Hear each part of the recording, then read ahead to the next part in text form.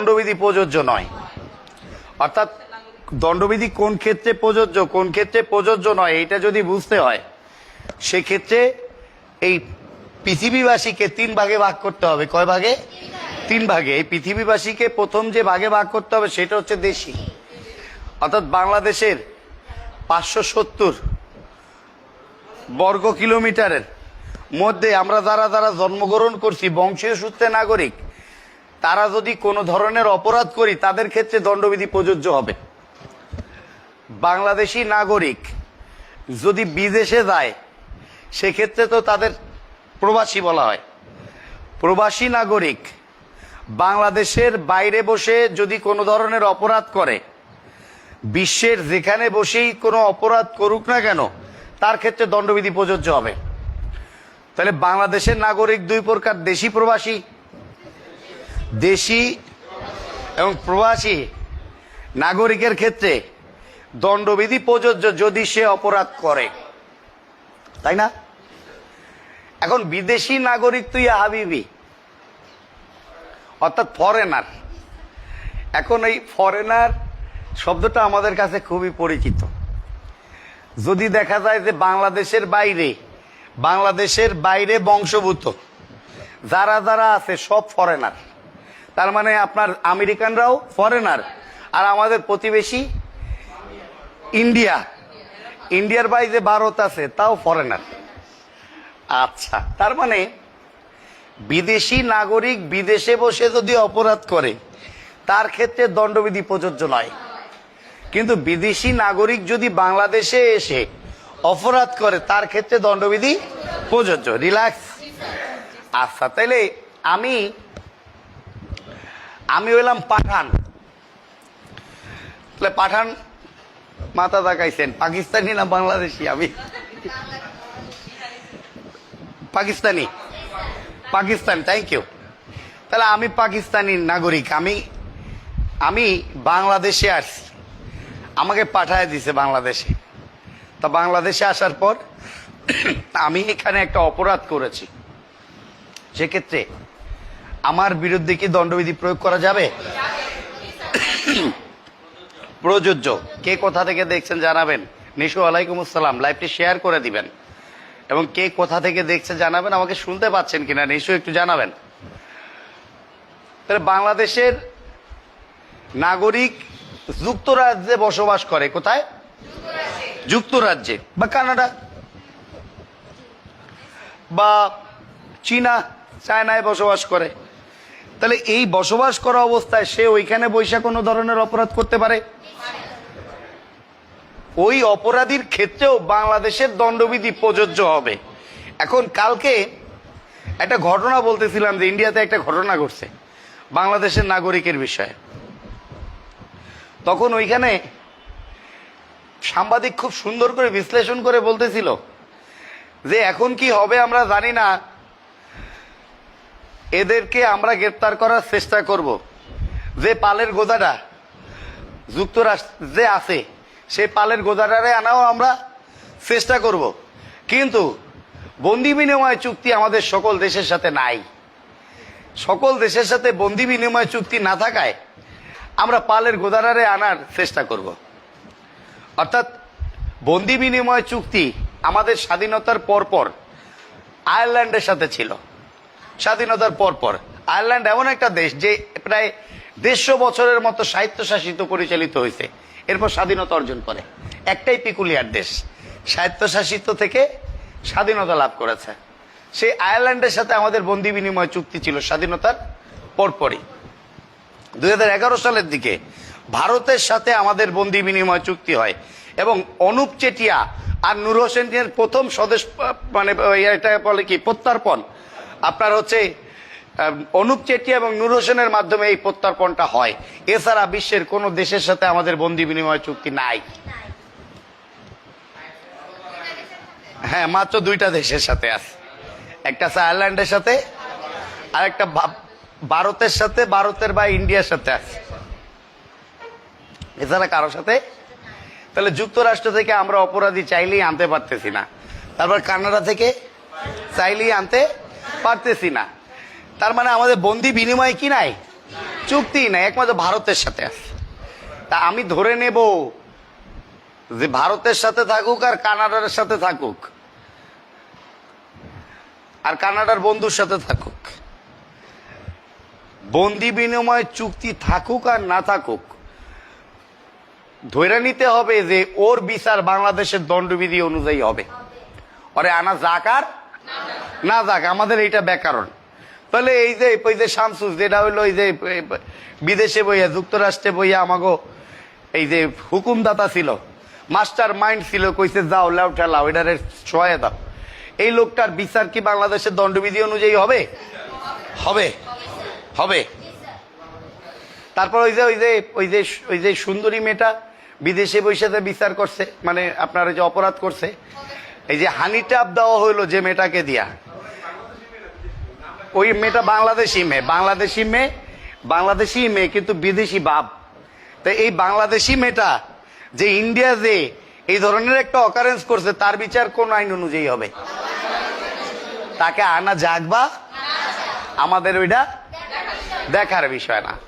তারপর ওই যে কানাডা যেটা থাকে, চেয়ারম্যানের ভাই, মেয়রের ভাই, শাহিনকেও আনা যাবে। শাহিন এখান থেকে কি রেহাই পাবে না? শাহিনকেও মামলা রুজু করা যাবে, যদিও শাহিন আছে কোথায়? প্রবাসী হয়ে আছে, তাই না?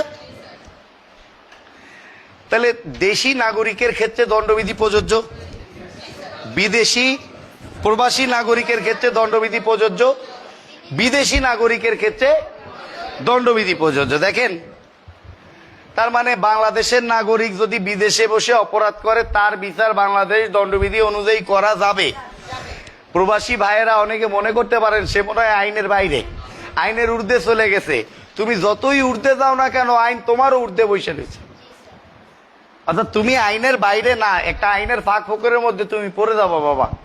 অর্থাৎ তোমাকে আনা যাক বা না যাক, তোমার বিরুদ্ধে আমরা মামলার বিচার করে ফেলবো। তাহলে দেশি নাগরিক বিদেশি নাগরিক তো বুঝছি, তাই না? আচ্ছা দেখেন,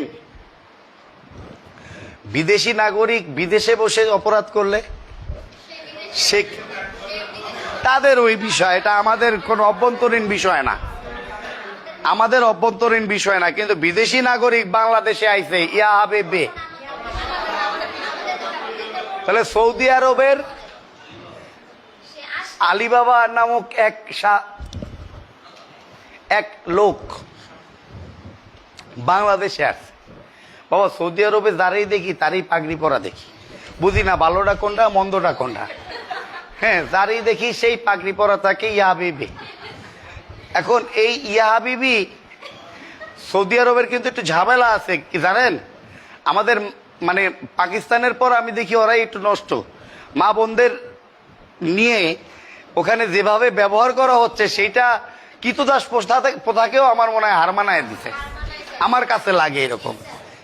হ্যাঁ, তা আমার কাছে মনে হয় কৃতদাস প্রথাকেও হার মানাইছে। তো এই ভদ্রলোক বাংলাদেশে আইসা, ওদের নজর তো গৃহ পরিচালকের দিকে, আইসা আমাদের এক বাংলাদেশি গৃহ পরিচালিকাকে যা করার তাই করছে, ধর্ষণ করছে। অপরাধ হয়েছে? বিদেশি নাগরিক বাংলাদেশে বসে কি করেছে? অপরাধ করেছে, তাই না? ঝামেলা না? তাহলে ওরে ঝুলামো কোথায়? বাংলাদেশে ঝুলামো, ওরে বাংলাদেশ দণ্ডবিধি অনুযায়ী ওর বিচার করে দেবো। আমি কি বুঝাইতে পারছি? শিওর ওর বিরুদ্ধে মামলা রুজু করা যাবে না? তাহলে বিদেশি নাগরিক বাংলাদেশে থাকলেও তার বিরুদ্ধে কি? তাহলে বাংলাদেশের না, এটা হবে চায়নার ফ্ল্যাটের নাম হইল ব্রুসলি।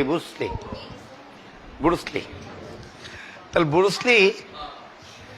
ব্রুসলি তো চেনেন আপনারা, আমার খুব ক্লোজ।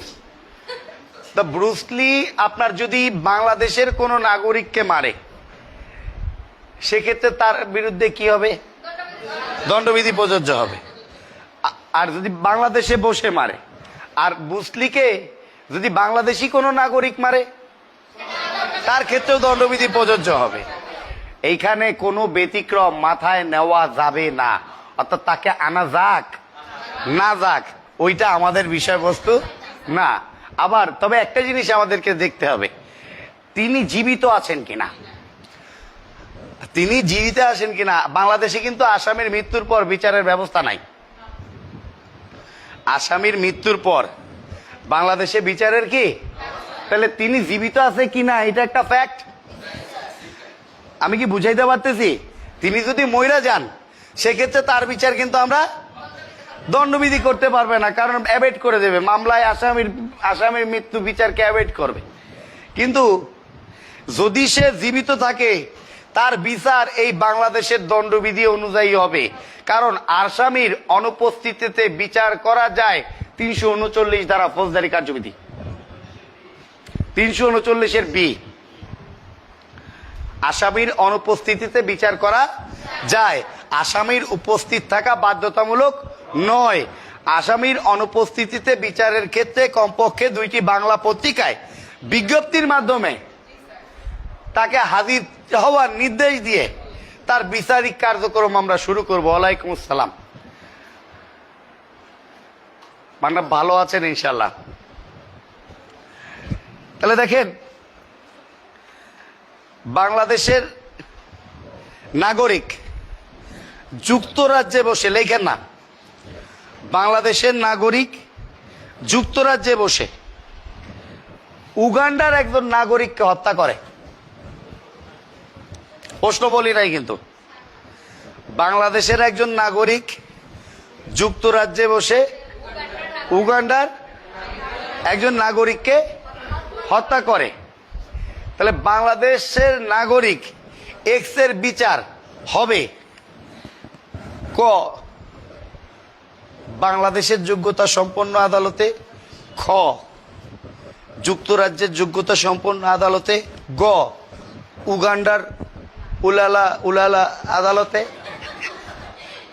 কি হবে বলেন? বাংলাদেশের যোগ্যতা সম্পন্ন আদালতে। সে আছে কোথায়? না, যুক্তরাজ্যে। সে মারছে কোন দেশের নাগরিক? উগান্ডার নাগরিক। তা সে নিজে কোন দেশের নাগরিক? এই কারণে তার বাংলাদেশের দণ্ডবিধি অনুযায়ী বিচার হবে। রিল্যাক্স। সেক্ষেত্রে তার জীবিত থাকা বাধ্যতামূলক, মৃত্যুর পরে তার বিচার করা। তাহলে এরকম প্রশ্ন হয়েছে, যুক্তরাজ্যে বসবাসকারী এক্স, যুক্তরাজ্যে বসবাসকারী এক্স উগান্ডার নাগরিক ওয়াইকে হত্যা করে। যুক্তরাজ্যে বাংলাদেশের নাগরিক, যুক্তরাজ্যে বসবাসকারী বাংলাদেশের নাগরিক এক্স উগান্ডার নাগরিক ওয়াইকে হত্যা করে। রিল্যাক্স।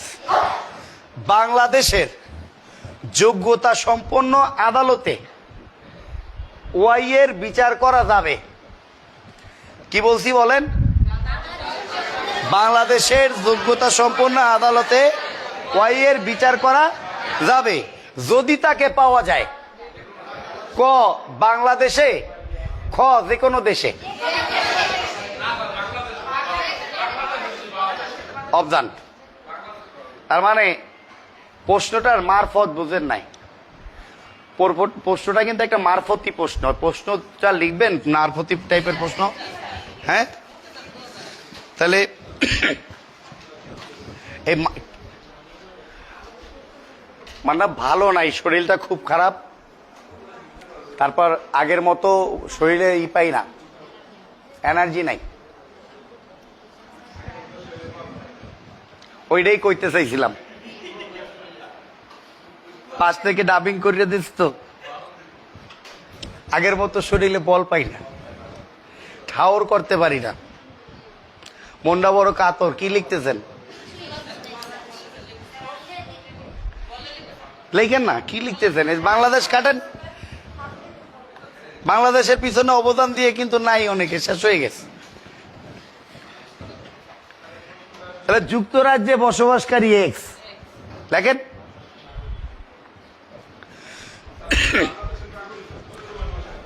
যুক্তরাজ্যে বসবাসকারী এক্স, যুক্তরাজ্যে বসবাসকারী এক্স একজন বাংলাদেশি নাগরিক।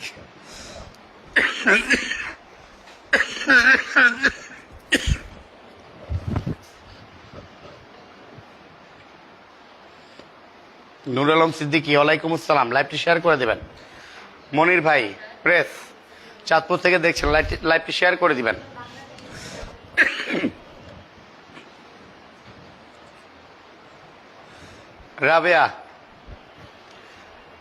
রাবেয়া বসরি, ওয়ালাইকুম আসসালাম, নারায়ণগঞ্জ থেকে দেখছেন, লাইভটি শেয়ার করে দিবেন। দেখেন, এখানে খুব গুরুত্বপূর্ণ একটা কথা বলতে চাচ্ছি। যুক্তরাজ্যে বসবাসকারী একজন বাংলাদেশি নাগরিক, সে উগান্ডার একজন নাগরিককে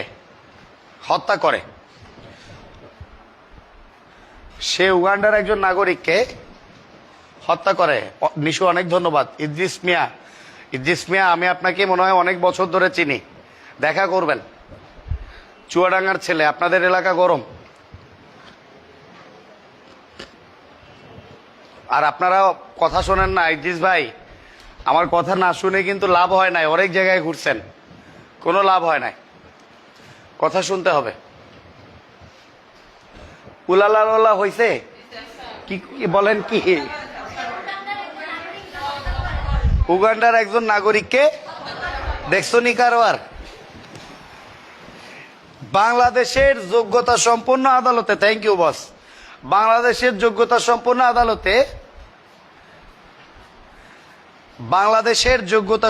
আদালতে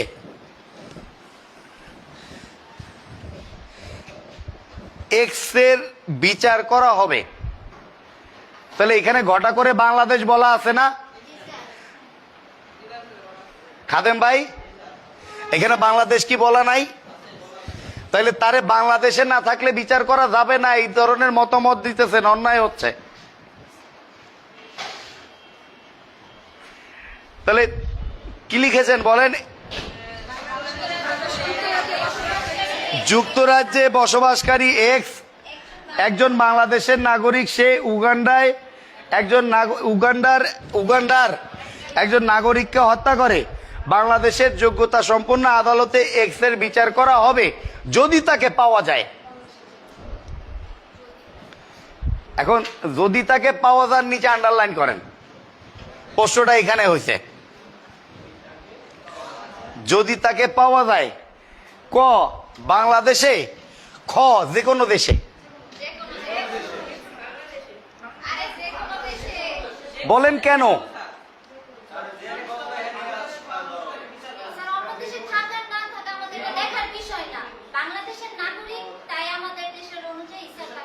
আমি এইটা একটু বলি, যুক্তি দিয়েন না, এটা প্রচলিত বই, মানে ভুল বইয়ে। বাংলাদেশের যত গাইড বই আছে, প্রত্যেকটা গাইড বইয়ে ভুল। এটা একটা সরকারি প্রশ্ন। এই প্রশ্নের ভুলটা আপনার মোটা 2-4টা বইয়ে ঢুকে যাওয়ার পর সব বইয়ে একই ভুল ঢুকে গেছে। আমার বইয়েও আছে একই ভুল, আমার বইয়েও দেখবেন একই ভুল আছে, আমিও নিয়ে নিছি এই ভুলটা। তাহলে ব্যক্তির বিচারের ক্ষেত্রে বাংলাদেশে উপস্থিত থাকা বাধ্যতামূলক নয়। ব্যক্তির অনুপস্থিতিতেও বিচার করা যাবে ফৌজদারি কার্যবিধি 339 খ দ্বারায়, তাই না? কিন্তু ব্যক্তির বিচারের ক্ষেত্রে, আসামির বিচারের ক্ষেত্রে আসামি জীবিত থাকা প্রয়োজন। মৃত্যুর পর দণ্ডবিধিতে আসামির বিচার হয় না। তাহলে যদি তাকে পাওয়া যায় বাংলাদেশে না যে কোনো দেশে, যে কোনো দেশে, অর্থাৎ কানাডায় পাওয়া গেলেও তার বিচার হবে, অস্ট্রেলিয়ায় পাওয়া গেলেও তার বিচার হবে, থাইল্যান্ডে পাওয়া গেলেও তার বিচার হবে। আমি কি বুঝাইতে পারছি কথাটা? আবার বলবো, এটা নিয়ে অনেক বলার পর যাদের মাথায় ধরতেছে না, অনেকে মেনে নিবেন না, তারা কিন্তু এক সময় দেখবেন যে রাবিশ হয়ে যাবেন। এই বিদ্যা বুদ্ধি দিয়ে লাভ হবে না।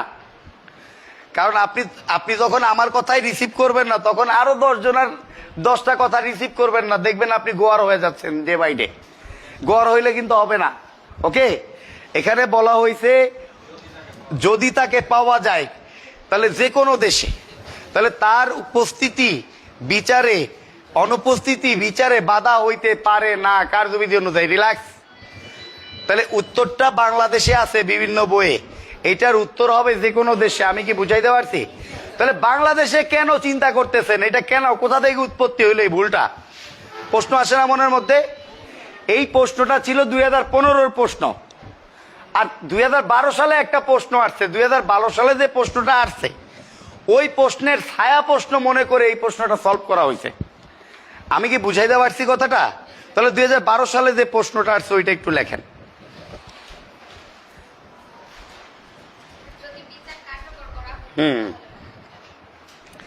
বাংলাদেশের মিজান যুক্তরাজ্যে, বাংলাদেশি মিজান, হ্যাঁ মিজান, মিজানের জায়গায় করিম লেখেন, আবুল লেখেন, সোমাদ্দার জোমাদ্দার যা ভাল লাগে লেখেন। বাংলাদেশি মিজান যুক্তরাজ্যে একটি খুন করে। বাংলাদেশি মিজান যুক্তরাজ্যে হালকা বেশি দেয় না, চাপ দেয় নাই।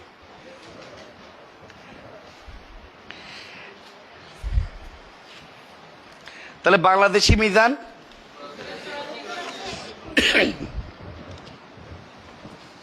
বাবা, তাহলে যুক্তরাজ্যে একটি যদি খুন করে সেক্ষেত্রে প্রশ্নটা হচ্ছে মিজানের বিচার এবং শাস্তি হবে। দেখেন, মিজানের বিচার এবং শাস্তি হবে ক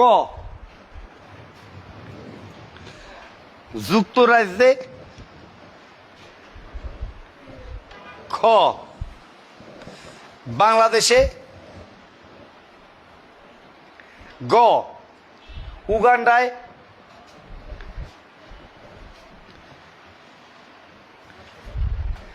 ঘ বাংলাদেশের বাইরে। এবার উত্তর হবে কি বলেন তো? বাংলাদেশে। এখন এই প্রশ্ন আর প্রথম প্রশ্নটা কি এক? আলাদা না? দুইটা প্রশ্নের কি ব্যতিক্রম, ব্যত্যয় আছে না? ব্যতিক্রম আছে। তাহলে প্রথম প্রশ্নটা হয়েছে যে যদি তাকে পাওয়া যায়, অর্থাৎ তার জীবিত থাকা কি বাধ্যতামূলক। দ্বিতীয় প্রশ্নটা হয়েছে তার বিচার কোন দেশে হবে? বাংলাদেশে। আর প্রথম প্রশ্ন তো বইলাই দিছে বাংলাদেশের যোগ্যতা সম্পন্ন আদালতে তার বিচার হবে। প্রশ্নের মধ্যে বইলা দিছে না, বাংলাদেশের যোগ্যতা সম্পন্ন আদালতে তার বিচার হবে যদি তাকে পাওয়া যায় যে কোনো দেশে। আমি কি বুঝাইতে পারছি? শিওর? তাহলে একটা ত্রিভুজ আঁকেন এবার বাংলাদেশের পাশ দিয়া। হ্যাঁ ত্রিভুজ আঁকেন, চতুর্ভুজ না, ত্রিভুজ। হ্যাঁ, তিন দিকে যারা বোঝে তারা হলো ত্রিভুজ, আর চারদিকে যারা বোঝে তারা, আপনাদের অনেককে আমি ফেসবুকে নক করেছি, এখানে যারা আছেন একটু উত্তর দিয়েন। একটু ফ্রেন্ড বানাই এলাম, আছে না ফেসবুক ফ্রেন্ড, আত্মীয়তা বানাইছি। হ্যাঁ মেসেঞ্জারে অনেককে নক করেছি, একটু একটু হাই হ্যালো মাইনেন। ওরকম আপনাকে দেই নাই, আপনি তো রেগুলার মানে দিছি, আপনাকেও দিছি। আচ্ছা তাহলে জাগে জাগে দিছি। যারা পান নাই তারা গ্রুপে জয়েন করবেন, তাহলে আগে আগে আমাদের গ্রুপে জয়েন করবেন। অনেকে গ্রুপে নাই, পাই না। গ্রুপে থাকলে ভালো, গ্রুপে ঢুকে যাবেন। যাই হোক, কি যেন বলতে চাইছিলাম, ত্রিভুজ।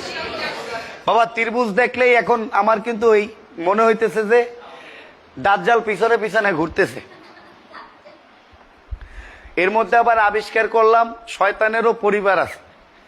শয়তানের মার নাম জানলাম, বাবার নাম খবিশ। আবার শয়তানের 9 পুত্র। 9 পুত্রের মধ্যে এক পুত্রের কাজ হচ্ছে বিদ্যাকে ধ্বংস করা। শয়তানের 9 পুত্রের এক পুত্রের কাজ হচ্ছে বিদ্যাকে ধ্বংস করা। পৃথিবী থেকে যত বিদ্যা আছে ধ্বংস করে দিবে সে।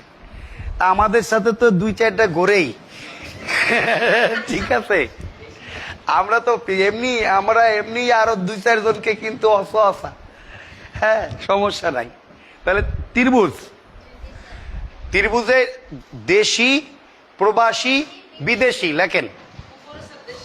হ্যাঁ উপরে দেশি, হ্যাঁ না না, দুই কোণার এক কোণায় প্রবাসী দিয়ে দেন। প্রবাসী, বিদেশি, দেশি, প্রবাসী, বিদেশি।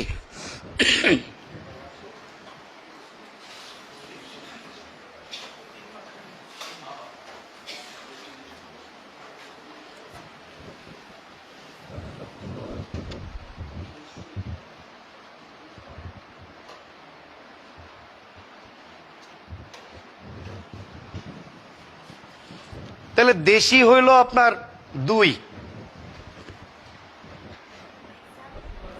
দেশি হইল 2, আর বিদেশি বিদেশি হইল 3,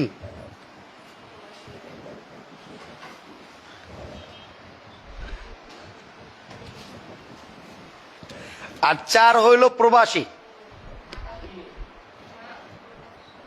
লিখেছেন? তাহলে দেশি হইল বাংলাদেশের অভ্যন্তরে অপরাধীর ক্ষেত্রে 2, দেশি মানে বাংলাদেশের অভ্যন্তরে অপরাধীর ক্ষেত্রে, আর 3 হইল বাংলাদেশের বাইরে সংগঠিত অপরাধীর ক্ষেত্রে।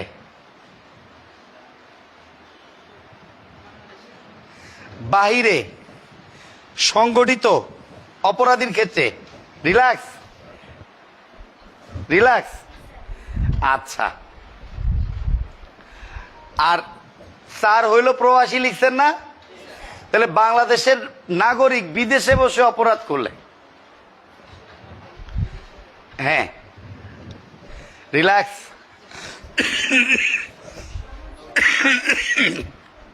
এই প্রবাসী লেখা না? তাহলে বাংলাদেশের নাগরিক বিদেশে বসে অপরাধ করলে, হ্যাঁ, রিল্যাক্স। তাহলে দেশি নাগরিক অপরাধ করলে তার ক্ষেত্রে দণ্ডবিধি প্রযোজ্য, বা বাংলাদেশের অভ্যন্তরে অপরাধ করলে তার ক্ষেত্রে দণ্ডবিধি প্রযোজ্য। এটা 2 ধারায় আছে। ওকে, বাংলাদেশের বাইরে সংগঠিত কিন্তু অভ্যন্তরে বিচারযোগ্য অপরাধের জন্য দণ্ডবিধি প্রযোজ্য, এটা আছে 3-এ। হ্যাঁ, আর বিদেশে সংগঠিত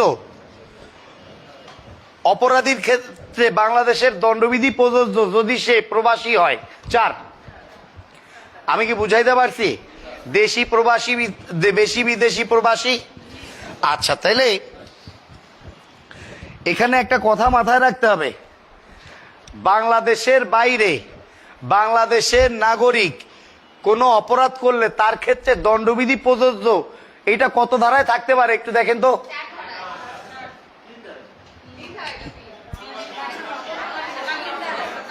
আবার বলি প্রশ্নটা, বাংলাদেশের নাগরিক বিদেশে বসে অপরাধ করলে তার ক্ষেত্রে দণ্ডবিধি প্রযোজ্য, এটা কত ধারায় আছে?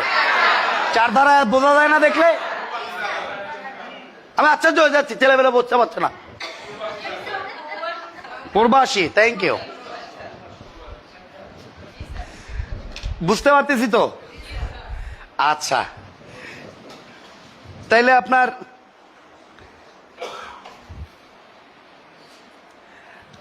বিদেশি নাগরিক বাংলাদেশে বসে অপরাধ করলে তার ক্ষেত্রে 3 ধারা। বাংলাদেশি নাগরিক বাংলাদেশে বসে অপরাধ করলে, তাহলে আমি যখন দেশে বৈশা 2 ধারা, আমি যখন প্রবাসে বৈশা, বিদেশি নাগরিক যখন 3 ধারা। তাহলে এটা কিন্তু মানে পিডানের কথা বলছি, এটা কি বুঝছেন? শাস্তি, এক্সিলেন্ট। তাহলে 2, 3, 4 শেষ বাবা। তাহলে ওই যে শাহিনের বিচার কোন আইন অনুযায়ী হবে? শাহিন তো যুক্তরাজ্যে, বাংলাদেশের দণ্ডবিধি অনুযায়ী হবে। ওই সায়ন্তী লায়লা না জানি কি মায়েরার নাম, ওর বিচার কোন আইন অনুযায়ী হবে? বাংলাদেশের দণ্ডবিধি অনুযায়ী হবে। তারপরে যে ধরা পড়ছে ডিবির কাছে যেসব পোলাপাইন, ওদের বিচার কোন আইন অনুযায়ী হবে? বাংলাদেশ দণ্ডবিধি অনুযায়ী হবে। তাহলে বাংলাদেশে ডিবির কাছে যেসব পোলাপাইন ধরা পড়ছে, ওরা কত ধারায় ধরা পড়ছে? 2 ধারায়। আর এই যে আপনার শাহিনকে আনার চেষ্টা করব 4-এ। আর বিদেশি নাগরিক যদি অস্ত্র শস্ত্র দিয়ে কি করে, রিল্যাক্স। আমি বুঝাইতে পারছি বাবা? জাহাজ তো আকাশে ওড়ে, তাই না? পুরো জাহাজ আকাশে। তাহলে জাহাজ যখন আকাশে ওড়ে নাম কি? উড়োজাহাজ। আর পানিতে যখন চলে তখন পানি জাহাজ হবে, শুধু জাহাজ হবে। তাই এই জাহাজ হলো এরোপ্লেন, যখন উড়বে, আর যখন পানিতে চলবে দুইটা জিনিসের মধ্যেই মিল আছে। জাহাজও রেজিস্ট্রি করতে হয়, উড়োজাহাজও রেজিস্ট্রি করতে হয়। জাহাজও দেশের বাইরে যায়, উড়োজাহাজও দেশের বাইরে যায়। জাহাজও বাণিজ্যিক কাজে লাগে, উড়োজাহাজও এগুলা লেখার দরকার নাই, লেখেন না, লেখেন না, লেখেন না। ঠিক আছে, তাহলে জাহাজও কি বলেন, রেজিস্ট্রি করতে হয়, উড়োজাহাজও। কিন্তু বাংলাদেশে পার্সোনাল বিমান মনে হয় দুই একজনের থাকতে পারে, আমার জানা নাই। আছে? আনবিরের আছে। তাহলে বাংলাদেশে বল আঁকা থাকে বিমানের মধ্যে, কোন সময় লাগলে টাগলে পরিটা যেন না যায় আর কি, দেখে। হ্যাঁ,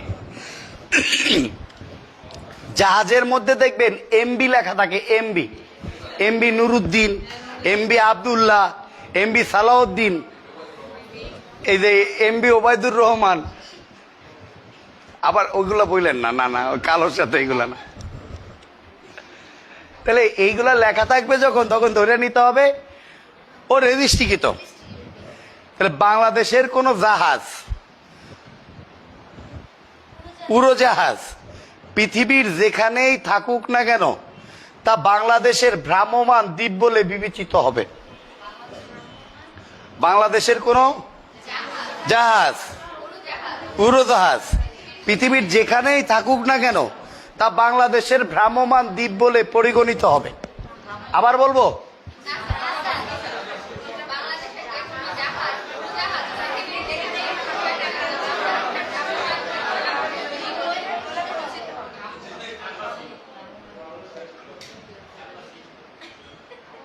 কইস না, স্যার শিখাইয়া ফেলবে, কইস না। তাহলে ওই উড়োজাহাজে বা ভ্রাম্যমাণ দ্বীপে বা জাহাজে অপরাধীর ক্ষেত্রে বাংলাদেশের দণ্ডবিধি প্রযোজ্য হবে। তাহলে বাংলাদেশের রেজিস্ট্রিকৃত কোনো জাহাজ বা উড়োজাহাজ পৃথিবীর যেখানেই থাকুক না কেন, তা বাংলাদেশের ভ্রাম্যমাণ দ্বীপ বলে পরিগণিত হয়। উক্ত ভ্রাম্যমাণ দ্বীপে অপরাধীর ক্ষেত্রে বাংলাদেশের দণ্ডবিধি প্রযোজ্য হবে। তাহলে চা দেন আর চাঁদাম, এরা দুইজনে বন্ধু। বাবা চাঁদেন আর লাদেন তো এক কাছাকাছি ভাই, ঠিক আছে? চাঁদেন আর চাঁদাম এরা আমাদের বাংলাদেশে একটা বলাকা বিমান কি করে বলাইছে, হাইজ্যাক করে ফেলছে, একটা ধ্বংসের মধ্যে যাইতেছে, খালি বিধ্বংস। হাইজ্যাক করছে, হাইজ্যাক বলতেছে যা আছে নিয়ে নাও। তা বলতেছে আমরা নিব কি, আপনাদের হাতেই তো অস্ত্র। তা বলে খবর দাও, তোমার বাড়িতে খবর দাও, টাকা পয়সা পাঠাও। হয়েছিল না এরকম ঘটনা, জাহাজ টাকা পয়সা পাঠাও, সোমালিয়া ধরছিল না? তাহলে ধরেন ওই সোমালিয়ার ওই জাহাজটাতে আমাদের চাঁদাম ঢুকে গেছে। হ্যাঁ, চাঁদাম। তা চাঁদাম ঢুকে যাওয়ার পরে বলতেছে যা আছে সব আমার, এখন থেকে এইটা আমি। চাঁদামটা ধরেন ওইখানে আমি উপস্থিত। আমি বললাম তুমি বাংলাদেশ আক্রমণ করছো, তোমার কত বড় সাহস? চাঁদাম কই আমি তো জাহাজে আক্রমণ করছি। ধরে নিতে হবে যে উনি বাংলাদেশকে আক্রমণ করেছে। ধরে নিতে হবে পৃথিবীর যেখানেই থাকুক না কেন বাংলাদেশের রেজিস্ট্রিকৃত জাহাজ বা উড়োজাহাজ তা বাংলাদেশের ভ্রাম্যমাণ দ্বীপ বলে বিবেচিত হয়। উক্ত ভ্রাম্যমাণ দ্বীপের অপরাধীর ক্ষেত্রে বাংলাদেশের দণ্ডবিধি প্রযোজ্য হবে। কত ধারা অনুসারে হবে? 4 ধারা অনুসারে হবে। ওই যে প্রবাসী হয়েছি না, জাহাজ কি বাইরের মানুষের কাছে দিব নাকি আমার রেজিস্ট্রি করা জাহাজ? তাহলে ভ্রাম্যমাণ দ্বীপের অপরাধীর ক্ষেত্রে দণ্ডবিধি প্রযোজ্য কত ধারায়? 4 ধারাতে। তাকে বাংলাদেশে আনা যাক না যাক তার ক্ষেত্রে এই বিধান প্রযোজ্য নয়। আবার একটা দেখেন, আপনারা কি জানেন এই যে তথ্য ফাঁস করে দেয়, আমেরিকার তথ্য ফাঁস করে দিয়ে এক পাগলা নায়ক হয়ে গেছে। তারপর হইলো যে অস্ট্রেলিয়ার তথ্য ফাঁস করে আর এক পাগলা নায়ক হয়েছে। দেখছেন এই পাগলাগুলা দেখা যায় যে বিভিন্ন দূতাবাসে যাইয়া ওঠে। এরাও কয় আমরা ওরে বুঝে নিলাম, অর্থাৎ যার যার দূতাবাস তার নিজস্ব দেশ, এইটাই আইন। অর্থাৎ বাংলাদেশে যদি সৌদি আরবের দূতাবাস থাকে ধরে নিতে হবে ওইটা সৌদি আরবের এলাকা, যদি আমেরিকার দূতাবাস থাকে ধরে নিতে হবে ওইটা আমেরিকার এলাকা, যদি কানাডার থাকে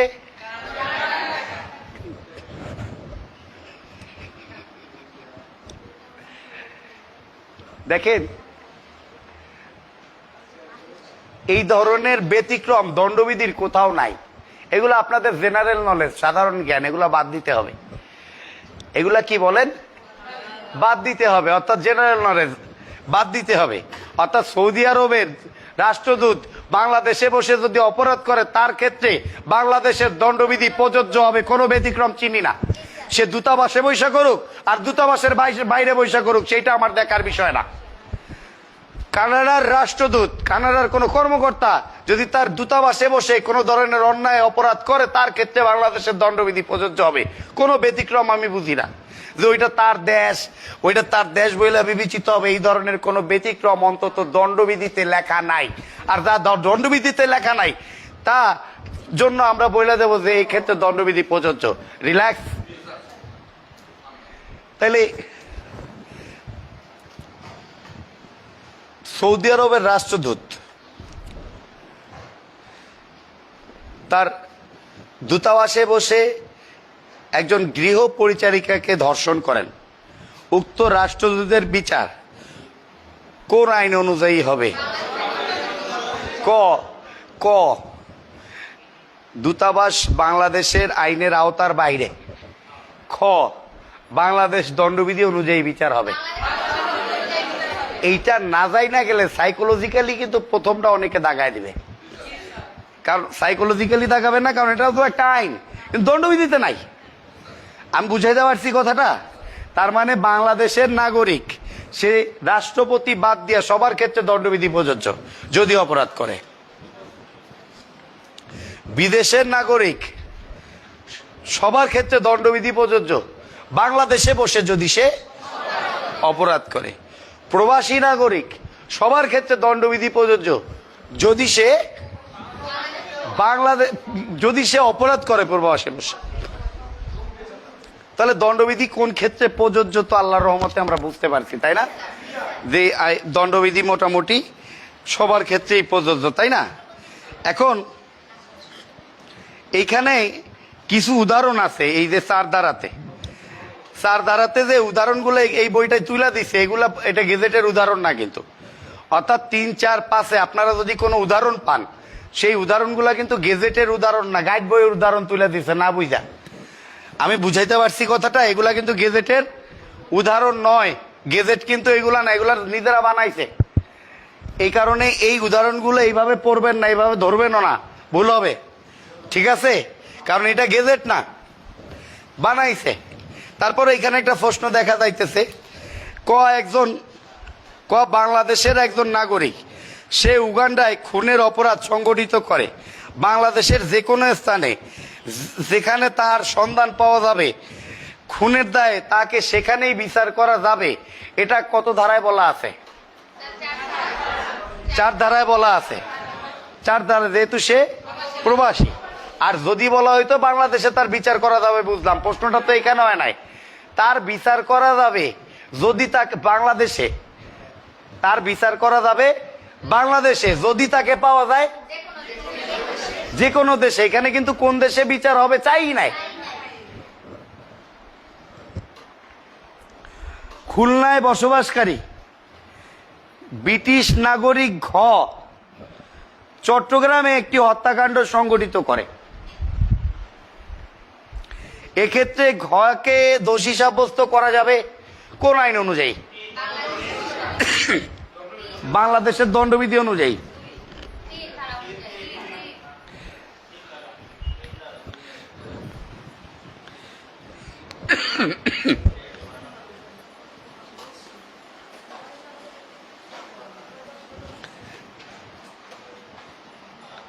দেখেন, দণ্ডবিধির 5 ধারা এবং ফৌজদারি কার্যবিধির 5 ধারা খুবই গুরুত্বপূর্ণ। দণ্ডবিধির 5 ধারা এবং ফৌজদারি কার্যবিধির 5 ধারা খুবই গুরুত্বপূর্ণ। তাহলে ফৌজদারি কার্যবিধির 5 ধারায় কি আছে কেউ বলতে পারবেন?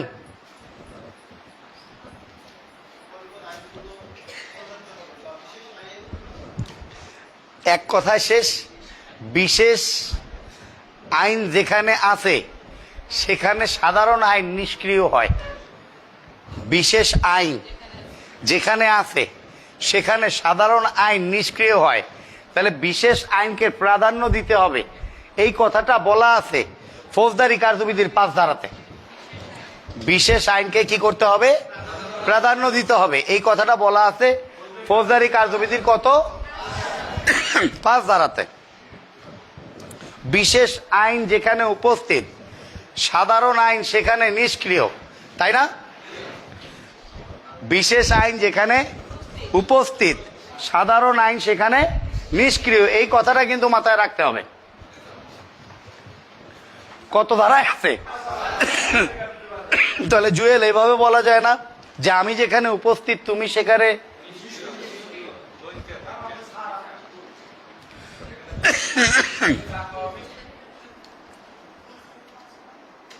সোহানুর রহমান ভাই, ভালো আছি, দোয়া করবেন আমার জন্য। রাজবাড়ি থেকে দেখছেন মেঘা, অনেক ধন্যবাদ। নূর আলম সিদ্দিক, অনেক ধন্যবাদ। গিয়াসউদ্দিন ভাই ঢাকা থেকে দেখছেন, অনেক ধন্যবাদ। বলেন।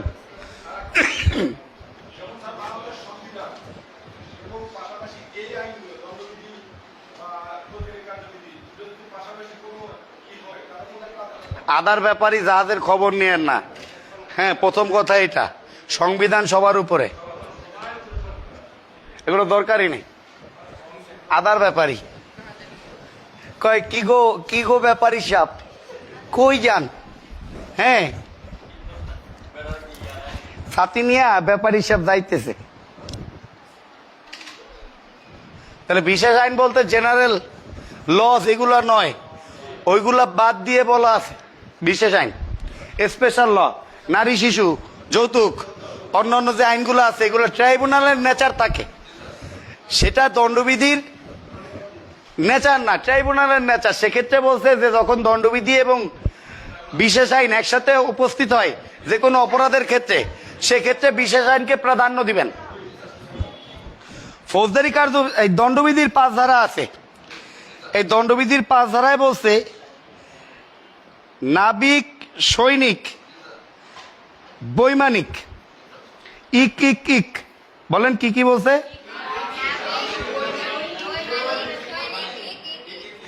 নাবিক, সৈনিক, বৈমানিক,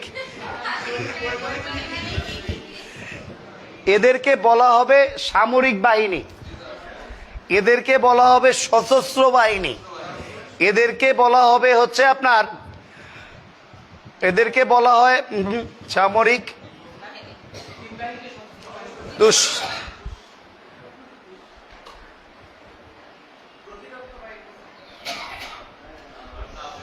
দিলেন, শেষ করে দিলেন। তাহলে আমি যেটা বলতে চাইছি, কোর্ট মার্শাল বলতে চাইতেছি, একটা আন্দাজে আমার মাথা খাইয়ে দিচ্ছে। তাহলে কোর্ট মার্শাল, এই 3 বাহিনীর সাথে কোর্ট মার্শাল জড়িত, সেনা, নৌবিমান, সশস্ত্র বাহিনী। তাহলে এই 3 বাহিনীর সাথে কোর্ট মার্শাল জড়িত। মনে রাখতে হবে দণ্ডবিধি কোর্ট মার্শালের ক্ষেত্রেও প্রযোজ্য, দণ্ডবিধি কোর্ট মার্শালের ক্ষেত্রেও প্রযোজ্য। অর্থাৎ এই 3 বাহিনীর যে ব্যক্তিরা আছে তাদের ক্ষেত্রেও দণ্ডবিধির বিধান প্রযোজ্য হবে। অর্থাৎ একজন সেনাবাহিনীর বিচার কোন আইন অনুযায়ী হবে? আমি এই 11 ব্যাটালিয়ান, এখন এই পোস্তগোলা ক্যান্টনমেন্ট, এখানে আমার থাকার সৌভাগ্য হয়েছিল, বাবা আর্মি ছিলেন। তা আমি গেস্ট হাউসে আছি, গেস্ট রুমে আর কি, 2 তলা 5 তলা, খুব করা করি, ভিতরে যাইতে দেয় না। এখন আমার যাইতেই হবে, উপরে কি দেখতে হবে, বলে গেস্ট আছে। এখন আমি আবার মনে মনে চিন্তা করি, আমি যে গেস্ট, আমার উপরেও আবার এখানে গেস্ট আছে। মানে একটা কেমন, গেস্টের মধ্যে গেস্ট দেখলে কিন্তু মাথা খারাপ হয়। হ্যাঁ, ধরেন আপনি এক জায়গায় গেস্ট হয়ে গেছেন, সেখানে নতুন আরো গেস্ট আসলে অস্বস্তি না? অস্বস্তি লাগে। তা গেস্টের মধ্যে গেস্ট, আমার মনে মনে খুটখুটানি যে এই গেস্টটা কে, এত আমি কোনো গার্ড পাই না, ইনি গার্ড পাইতেছে, কেমন কেমন জানি লাগে। হ্যাঁ, পরে গেলাম, যাওয়ার পরে ওইখানে আটকা ছিল, নাম না বলি যেহেতু পাবলিক এই বিষয়, খুব নাম করা একজন লোক ওইখানে আটকা ছিল। সে ধরা পড়ে গেছে, কারণ আর্মিতে ছোটখাটো চুরি করে এড়ানো সম্ভব না। করলে পুকুর চুরি করে ফেলতে হবে, অর্থাৎ পুকুরের অস্তিত্ব খেয়ে দেন, সমস্যা নাই, কিন্তু ছোটখাটো চুরি করা সম্ভব না, ধরা পড়ে যায়। সে ওরকম ধরা পড়ছে। আসলে উনি আর্মির মধ্যে থেকে নৈতিক স্থলন ঘটিয়েছে, নৈতিকতা হারিয়েছে, নৈতিক স্থলন ঘটিয়েছে। এই কারণে ওনাকে কোর্ট মার্শাল দেওয়ার জন্য এখানে সুন্দর করে রাইখা দিয়েছে গেস্ট হিসাবে। যেহেতু অফিসার মানুষ, খাইবে কি? অফিসার মানুষটা তো আর জীবনযাত্রার মান কঠিন করে ফেলা যায় না বিচারের আগে, তাই তারা গেস্ট রুমে আটকায় রাখছে, ওইটা গেস্ট হাউস বানায় ফেলছে। সে নৈতিক স্থলন ঘটিয়েছে পেশাগত আচরণে। এরকম পেশাগত আচরণের যদি কোনো নৈতিক স্থলন ঘটে, সেক্ষেত্রে তিন বাহিনী, সেনা, নৌ, বিমান বাহিনীর বিচার হয় কোর্ট মার্শালে। আর কোর্ট মার্শাল দণ্ডবিধি দ্বারা পরিচালিত হয়। আমি কি বুঝাইতে পারছি? শিওর বুঝাইতে পারছি? তাহলে একটা সতর্কতা লেখেন। এখন এখন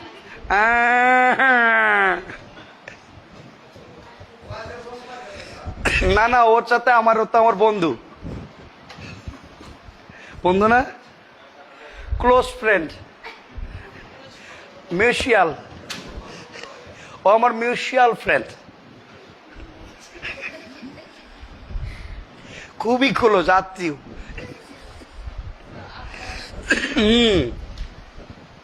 মনে পড়লেই হয়, আমার রক্তের বন্ধন, মিউচুয়াল। রিল্যাক্স। কি লিখতেছেন? আমার তো মাথায় নাই। সতর্কতা এমনি বলছি, দোষ, এত সতর্ক হয়ে লাভ নাই। ভালো আছেন আপনি? ধন্যবাদ আপনাকে। আমি দেখতেছি এটা, যে এটা আমি ইচ্ছা কইরাই আমি এখানে নজর দেই নাই, আর আরো মন খারাপ হয়ে যাবে। হ্যাঁ, না, এটা চোখে দিলে মোটামুটি মানে মাথা ঘুরাইতে সমস্যা হবে না, ঠিক আছে? সতর্কতাটা ডেঞ্জারাস। এভিডেন্স অ্যাক্ট পড়ছেন কিনা? এভিডেন্স অ্যাক্টের সাথে একটু কাহিনী আছে এখানে। কোর্ট মার্শাল সাক্ষ্য আইনে প্রযোজ্য নয়। কোর্ট মার্শাল সাক্ষ্য আইনে প্রযোজ্য নয়, কিন্তু দণ্ডবিধির ক্ষেত্রে প্রযোজ্য। কোর্ট মার্শাল সাক্ষ্য আইনের ক্ষেত্রে প্রযোজ্য নয়, কিন্তু দণ্ডবিধির ক্ষেত্রে প্রযোজ্য। অর্থাৎ সেনা নৌ বিমান বাহিনীর সদস্যগণের বিচার বাংলাদেশের দণ্ডবিধি অনুযায়ী হবে, এবং এই বিচার কোর্ট মার্শাল অনুযায়ী হবে। আর কোর্ট মার্শাল পরিচালিত হবে দণ্ডবিধি অনুযায়ী, তাই না? সাক্ষ্য আইনের ক্ষেত্রে কোর্ট মার্শাল সাক্ষ্য আইনের ক্ষেত্রে প্রযোজ্য নয়, দণ্ডবিধির ক্ষেত্রে প্রযোজ্য। ওকে ওকে, দেখেন তাহলে এতক্ষণ বলতেছি যদি অপরাধ করে, তাহলে যিনি অপরাধ করবেন তাকেই তো অপরাধী বলবো, তাই না? এই অপরাধী গানটা কি শুনছেন আপনারা? ওইটা বাদ দিয়া, ওইটা বাদ দিয়া অপরাধী ভাবতে হবে। যে মন ভাঙা আইনের দৃষ্টিতে কিন্তু অপরাধ না, তাই না? এটা কি কেলেঙ্কারি, পোলাপান খালি এটা সংশোধন চায়। হ্যাঁ, একটু সংশোধন করে দেন, দরকার আছে। তাহলে মন ভাঙা আইনের দৃষ্টিতে না, না দেখেন না, বসে, আইনের দৃষ্টিতে অপরাধ নয়। তাহলে সেক্ষেত্রে আইনে যা করলে শাস্তি পাবে তা যদি করে, আইনে যা নিষেধ করা হয়েছে সেক্ষেত্রেও শাস্তি পাবে তা যদি না করে, তাহলে অপরাধ হচ্ছে, তাই না? তাহলে আমরা কি একথা নীলিমা নীলাকাশের মতো করে শঙ্খের মাঝে মুক্তার ন্যায় বলতে পারি কিনা? দেখেন তো, কোনো কাজ করা বা না করা থেকে বিরত রাখার জন্য আইনে যা শাস্তিযোগ্য লেখেন না, কোনো কাজ করা বা না করা থেকে বিরত রাখার জন্য আইনে যা শাস্তিযোগ্য তাকে অপরাধ বা অফেন্স বলে, বলা যায় না? আবার বলেন,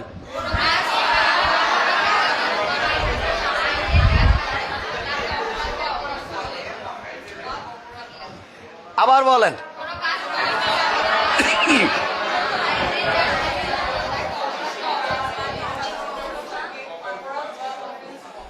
সেদিন একটা ছবি তুলছি একজনের সাথে সেলফি, ভাইরাল হয়ে গেছে সেলফিটা।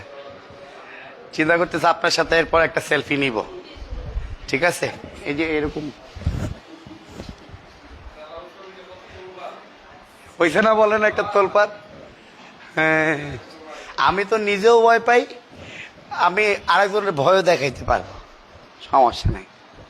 তাহলে কোনো কাজ করা, এইখানেই কিন্তু ঝামেলাটা, মানে করলে শাস্তি আছে, আবার কি না করলেও শাস্তি আছে। সেইটা যদি আপনি লঙ্ঘন করেন, ভঙ্গ করেন, আপনি অপরাধী, আইনের চোখে আপনি অপরাধী, আপনার বিচার দণ্ডবিধি অনুযায়ী করা যাবে। দেখেন,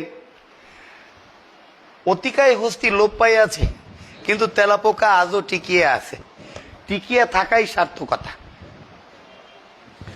তাহলে দণ্ডবিধিতে অপরাধ বা অফেন্সের কোনো সংজ্ঞা দেওয়া হয় নাই। অপরাধ বা অফেন্সের সংজ্ঞা ফৌজদারিতে আছে। কত ধারায় আছে বলতে পারবেন? অপরাধ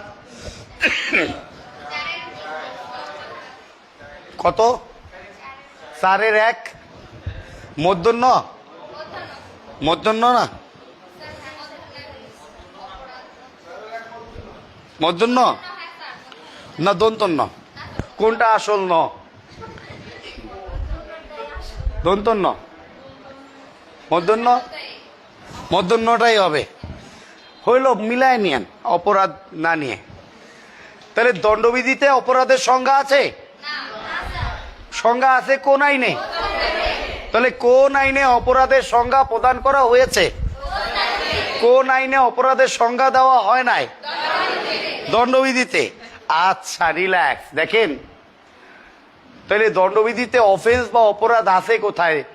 40 ধারাতে আছে। অপরাধের উপাদান আছে, অপরাধের স্তর আছে, অপরাধের শ্রেণী আছে, অপরাধের বৈশিষ্ট্য আছে। দণ্ডবিধিতে অপরাধের সংজ্ঞা নাই, কিন্তু অপরাধের উপাদান বৈশিষ্ট্য লেখা যায় না? এইটুক লেখা না কেন যে দণ্ডবিধিতে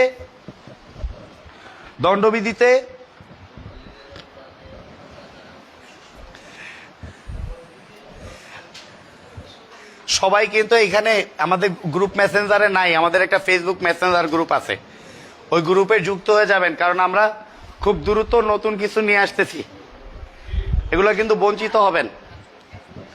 হ্যাঁ, এই যে কত সুন্দর করে লিখছে যে দণ্ডবিধিতে অপরাধের সংজ্ঞা নাই, কিন্তু অপরাধের উপাদান, স্তর, শ্রেণী,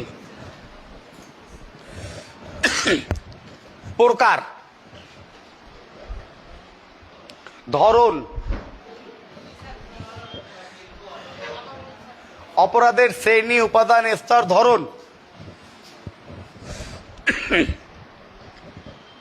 40 ধারাতে বৈশিষ্ট্য 4টি বলা হয়েছে। টিটা, প্রকার, খানাখানি 4টি, 40 ধারাতে 4টি।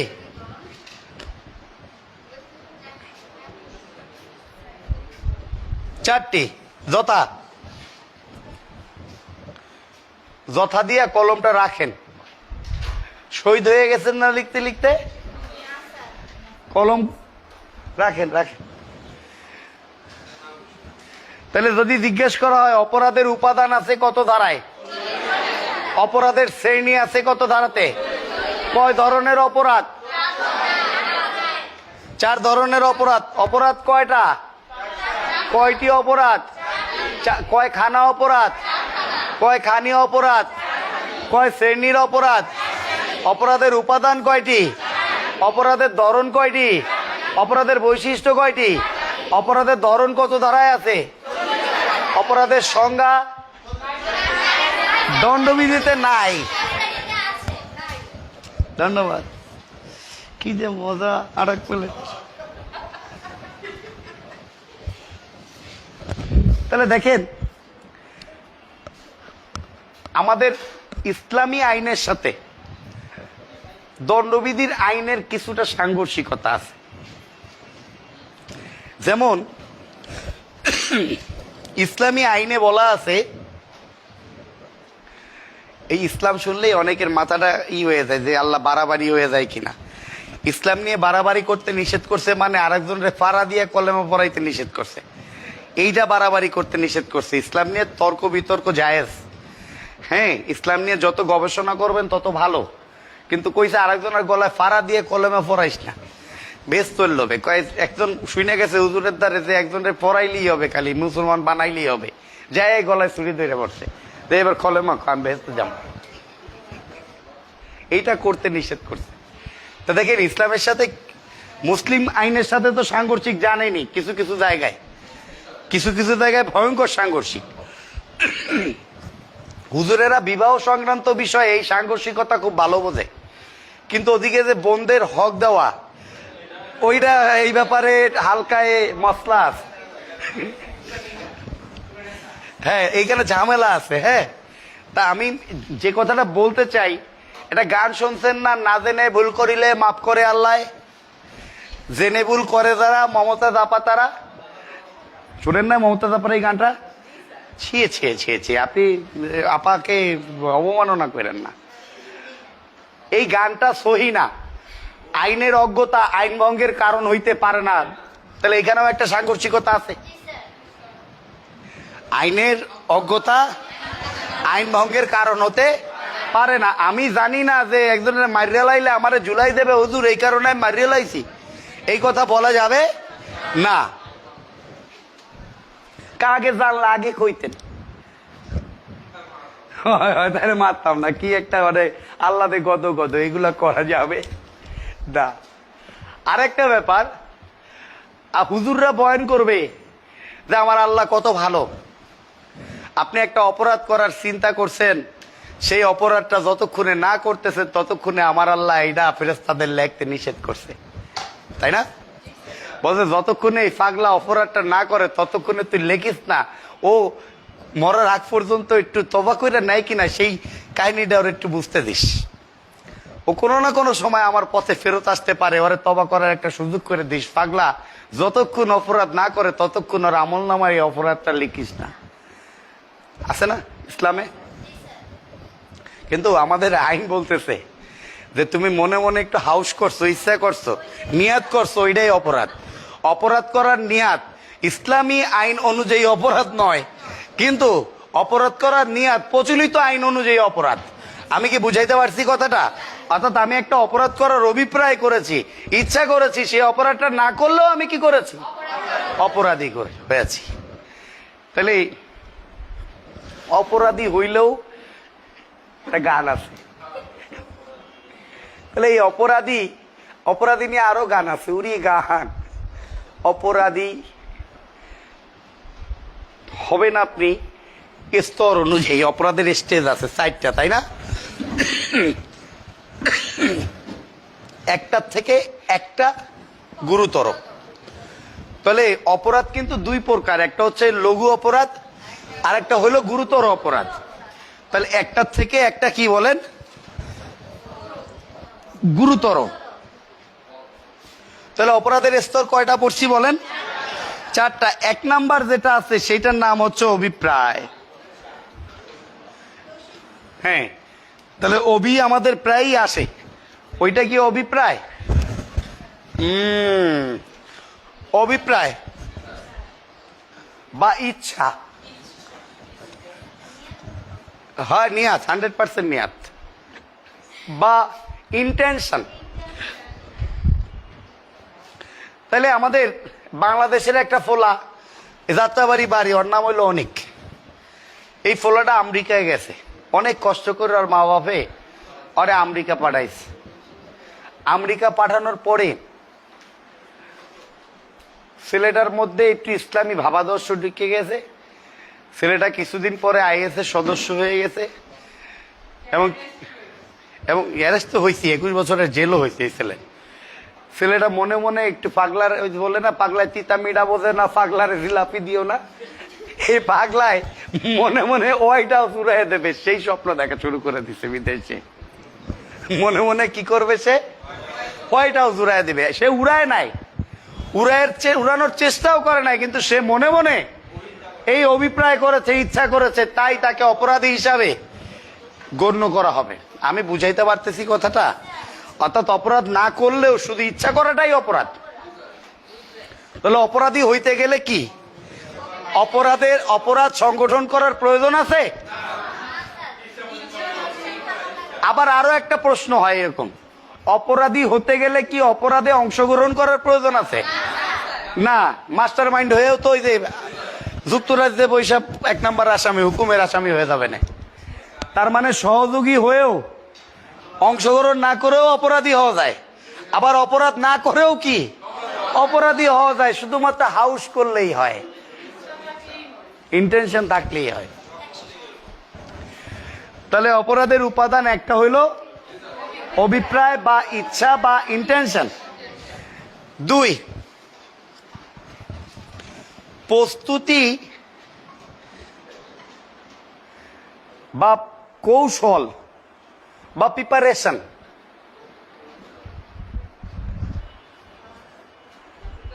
হ্যাঁ, ইয়েস, প্রস্তুতি বা কৌশল বা প্রিপারেশন। বাবা,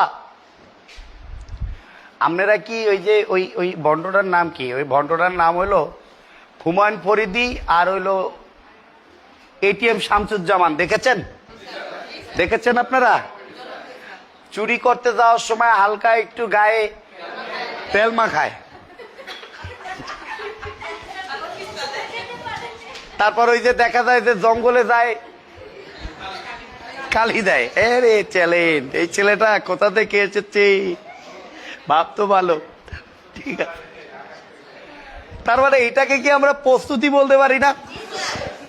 হ্যাঁ, এটাকে প্রস্তুতি বলতে পারি। বা দেখা যায় যে আপনি ঘরের, আপনার যদি এখানে আসার ইচ্ছা থাকে, একটা প্রস্তুতি আছে না, রান্না বান্না আছে, তারপর হলো খাওয়ারও ব্যাপার আছে। রাজা কয় আমি তো রান্না করি না, আমি খাই। তাহলে আসার আগে খাওয়াটাও কিসের অংশ? বাবা, প্রস্তুতিটাও অপরাধ দণ্ডবিধি অনুযায়ী। কৌশলটাও কি বলেন? অপরাধ। 3, উদ্যোগ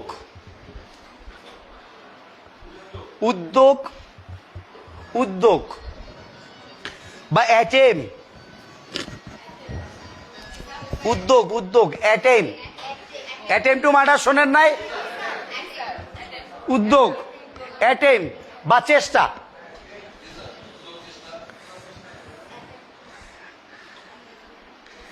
তাহলে আমি প্রস্তুতি নেওয়ার পর যখন ঝব্বুইজা কোপ মারার চেষ্টা করব, যখন উৎপাইতে আছি, তখন এটা কি হয়ে আছে? উদ্যোগ হয়ে আছে বা চেষ্টা হয়ে আছে। দণ্ডবিধিতে উদ্যোগ নেওয়া বা চেষ্টা করাও একটা অপরাধ। এরপর তো অনুষ্ঠান বা সংগঠন করা বা অপরাধটি করা অপরাধ। 4, অনুষ্ঠান বা সংগঠন। অনুষ্ঠান বা সংগঠন। বিরক্ত হচ্ছেন? তাহলে অনুষ্ঠান করাটা কি মানে এটা কাজ তো করে ফেলছে একটা। তাহলে আমি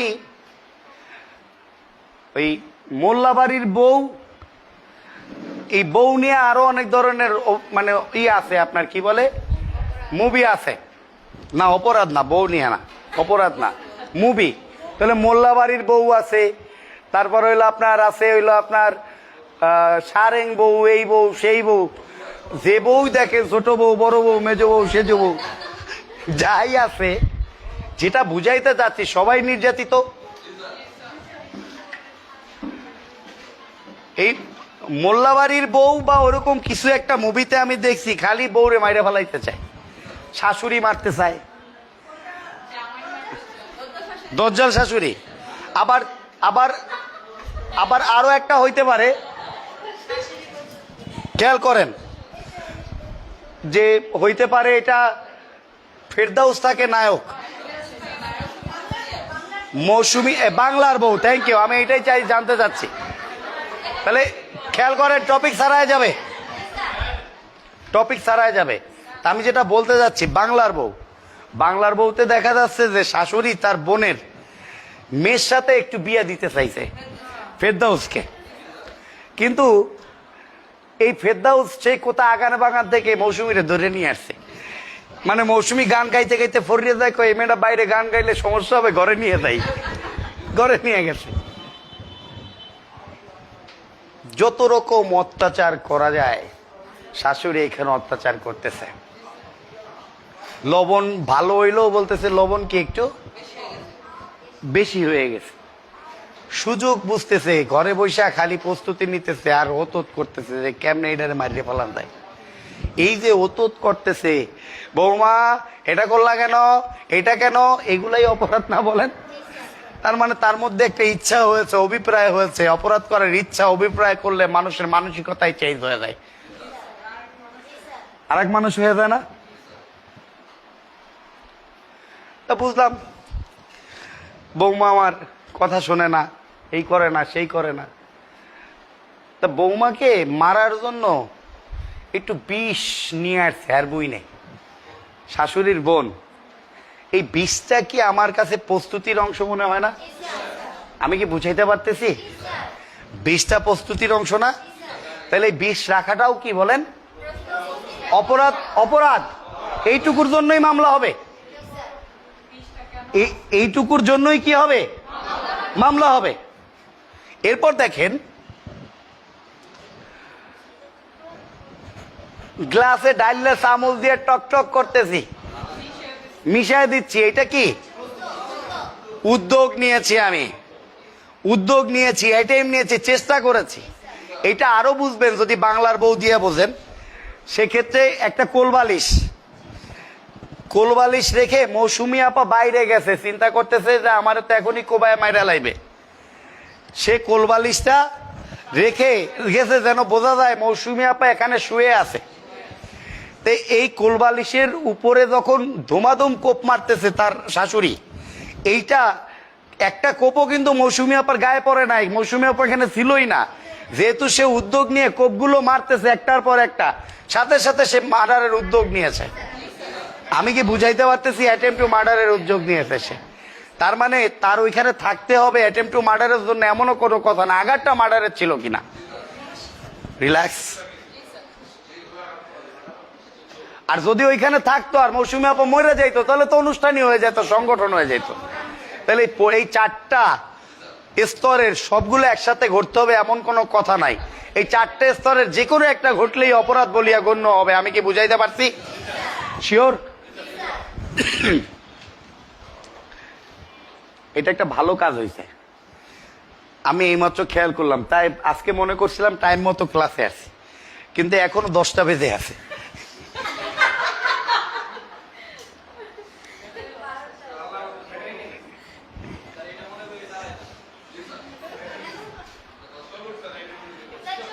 এইটাই প্রস্তুতি না? এবার ঠিক আছে, না না ঠিক আছে। তাহলে আমি চারটা স্তর কি বোঝাতে পেরেছি? তাহলে আমরা অপরাধ কিন্তু বুঝছি, তাই না? এখন আমাদের দুইটা জিনিস বুঝতে হবে, ক্ষতি জিনিসটা কি। অপরাধ কি তো বুঝছি আল্লাহর রহমতে, ক্ষতি হ্যাঁ ধারা 44 ক্ষতি। ক্ষতি ক্ষতি ধারা কত? হ্যাঁ ক্ষতি, হ্যাঁ 44 বললেও সমস্যা নাই, 44।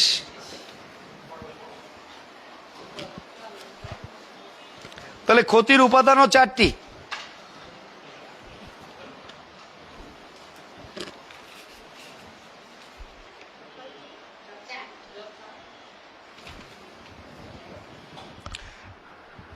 ক্ষতি কি এটা কি আপনার হচ্ছে ইনজুরি দিছে? ইনজুরি। তাহলে ক্ষতি দুই জায়গায় পাবেন দণ্ডবিধির, একটা পাবেন মিসচিফ মানে ক্ষতি, আর ইনজুরি মানে ক্ষতি। তাহলে কখন মিসচিফ হয় আর কখন ইনজুরি হয় এটা একটু আগে জানা নেন বাবা। টোটাল দণ্ডবিধিটাকে যদি ভাগ করা হয় সেক্ষেত্রে টোটাল দণ্ডবিধিকে আমরা 3 ভাগে ভাগ করতে পারি। কয় ভাগে লেখেন না, শুনলেই লিখবেন না। টোটাল দণ্ডবিধিকে আমরা 3 ভাগে ভাগ করতে পারি। টোটাল দণ্ডবিধিকে যদি ভাগ করা যায় সেক্ষেত্রে 3 ভাগে ভাগ করতে পারি। একটা হচ্ছে মনুষ্য সংক্রান্ত অপরাধ। ওকে, এই মনুষ্য সংক্রান্ত অপরাধ হচ্ছে মানব জীবন সংক্রান্ত অপরাধ, মানব দেহ সংক্রান্ত অপরাধ, সম্পত্তি সংক্রান্ত অপরাধ। বলেন, মনুষ্যবাদ দান, মানব দেহ সংক্রান্ত অপরাধ, মানব জীবন সংক্রান্ত অপরাধ, সম্পত্তি সংক্রান্ত অপরাধ। রিল্যাক্স। তাহলে মানব জীবন, মানব দেহ আর সম্পত্তি সংক্রান্ত অপরাধ। তাহলে যখন সম্পত্তির কোনো ক্ষতি হবে তখন তাকে আমরা বলবো মিসচিফ। যখন সম্পত্তির কোনো ক্ষতি হবে তখন আমরা তাকে বলবো মিসচিফ। আর যখন দেহের কোনো ক্ষতি হবে তখন তাকে বলবো ইনজুরি। রিল্যাক্স। তাহলে ইনজুরিও মানে ক্ষতি, মিসচিফও মানে কি ক্ষতি। যখন দেহের ইনজুরি হবে তাই, আর যখন আপনার হচ্ছে বস্তুর উপযোগিতা নষ্ট হয়, আর দেহের উপযোগিতা নষ্ট হইলে। আচ্ছা, আমি এই কারণে বুঝাইতে চাচ্ছি যে 44 ধারাতে ইনজুরি আছে। 44 ধারাতে কি আছে বলেন? ইনজুরি আছে। এবং মিসচিফ আমরা পাবো সামনে যে এই 44 ধারাতে ক্ষতির উপাদান আছে 4টা। কয়টা? 4টা। অপরাধের উপাদান আছে কয়টা? ক্ষতির উপাদান কয়টা? এই 4টি। এগুলা কিন্তু খুবই গুরুত্বপূর্ণ, খুবই গুরুত্বপূর্ণ, খুবই গুরুত্বপূর্ণ। দেহ, মন, সম্পত্তি, সুনাম বা সুনাম সম্পত্তি। বলেন, দেহ, মন, সুনাম, সম্পত্তি।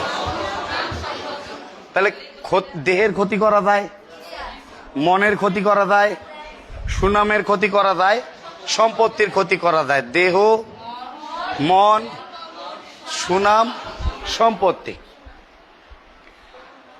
তাহলে কয়ভাবে ক্ষতি করা যাবে? কি কিভাবে ক্ষতি করা যাবে? দেহ, মন, সুনাম। মনের ক্ষতিটাকে একটু বোঝেন। মনের ক্ষতি আসলে কিভাবে করা যায়? মানসিক অশান্তি দিয়ে যায়। কালকে একটা নতুন রোগের কথা শুনলাম, মানসিক রোগ।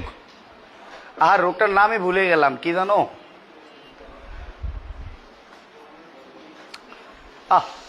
80% মানুষ নাকি এই রোগে ভুগতেছে, কিন্তু জানে না। মানসিক নির্যাতন কিরকম?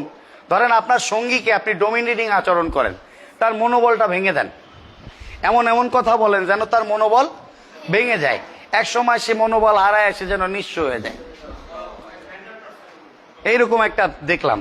তা এইটা যেমন মানসিক অপরাধ, মনের একটা অপরাধ, তেমনি ভাবে রেপ মনের ক্ষতির সর্বোচ্চ বড় উদাহরণ।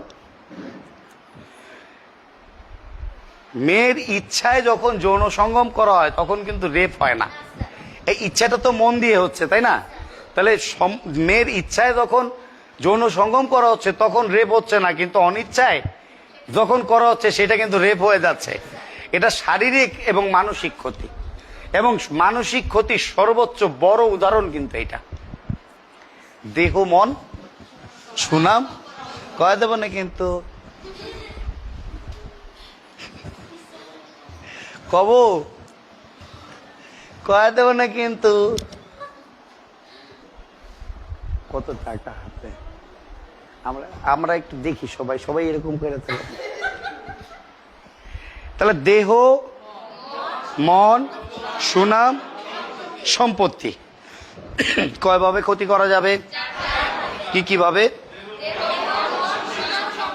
দেখেন, স্থান আর বিষয়। স্থান আর বিষয় খুবই গুরুত্বপূর্ণ। এটা এই কারণে গুরুত্বপূর্ণ, দণ্ডবিধি কিছু কিছু স্থানের জন্য মাঝে মাঝে প্রয়োজন হয়। যেমন বেআইনি সমাবেশে স্থানে দেয় না, আবার ব্যক্তি বিশেষের উপরেও দিতে পারে। স্থান এবং ব্যক্তি বিশেষের উপরে। তাহলে স্থান আর বিষয়, সাবজেক্ট। তাহলে বিশেষ বিষয়ের উপরে যে আইন প্রণয়ন করা হয়েছে তাকে বিশেষ আইন বলে বা স্পেশাল ল বলে। আর বিশেষ স্থানের উপরে যে আইন প্রণয়ন করা হয়েছে তাকে স্থানীয় আইন বা লোকাল ল বলে। বুঝি নাই? এবার বলেন তো,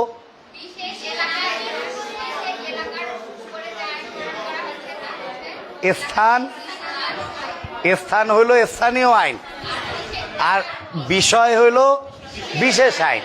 তাহলে বিশেষ বিষয়ের উপরে যে আইন প্রতিষ্ঠিত হয়েছে তাকে, আর বিশেষ স্থানের উপরে যে আইন প্রতিষ্ঠিত হয়েছে। মন খারাপ আপনার? মন খারাপ?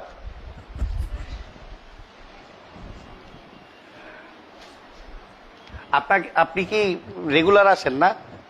আপনি রেগুলার আসেন? কয়দিন ধরে আসতেছেন রেগুলার? রেগুলারিটি মেনটেন করেন, না হয় এই ক্লাস ভালো লাগবে না। অপরিচিত লাগতেছে না? 2 দিন রেগুলার আসেন, পরিচিত হয়ে যাবে। রেগুলার মেনটেন করেন ক্লাসগুলো। তাহলে বিশেষ বিষয়ের উপরে যে আইন প্রণয়ন করা হয় তাকে বিশেষ আইন বা স্পেশাল। বিশেষ স্থানের উপরে যে আইন করা হয় তাকে লোকাল ল। লোকাল ল। তাহলে 41-42, 41 হচ্ছে বিশেষ আইন আর 42 হচ্ছে লোকাল আইন। 41-42 বিশেষ আর স্থানীয় আইন। ওকে বন্ধু,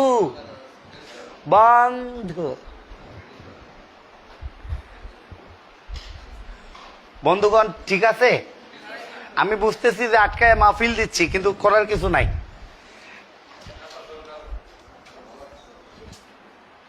তাহলে বিশেষ বিষয়ের উপরে যে আইন প্রতিষ্ঠিত হয়েছে তাকে, বিশেষ স্থানের উপরে যে আইন প্রতিষ্ঠিত হয়েছে তাকে। বাবা, পার্বত্য চট্টগ্রামে দেখবেন একটু বেতন টেতন বেশি আছে সরকারি চাকরি করলে, কারণ ওই জায়গায় যায় জীবনে ঝুঁকি নিয়ে, কোন সময় কেনু টেনু খাইয়া মরিয়ে যায়, সুযোগ নাই ওখানে। তার উপরে আবার পার্বত্য এরিয়া, দুর্গম এরিয়া, মশা মাছি, ওইসব এলাকার জন্য স্থানীয় আইন বানানো হয়। আমি বুঝাইতে পারছি?